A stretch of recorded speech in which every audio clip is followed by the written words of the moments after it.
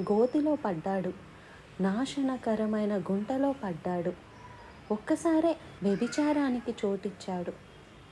నాశనకరమైన గుంటలో నుండి, జిగటగల దొంగ ఊబిలో నుండి నేను దేవునికి మొరపెడితే ఆయన నన్ను పైకి లేపి వదిలేశాడు అనలేదండి.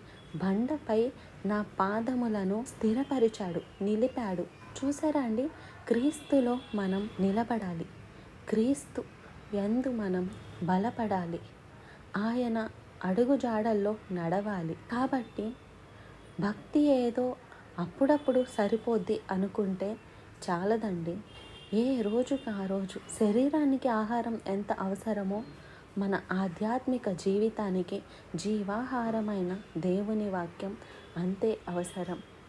ఎప్పుడో నువ్వు రక్షింపబడ్డావు, ఎప్పుడో నువ్వు మారు మనసు పొందావు, ఎప్పుడో నువ్వు బాప్తీసం పొందేశావు కాబట్టి నాకు గ్యారంటీ పరలోకం అనుకుంటే అది చాలా అజ్ఞానం.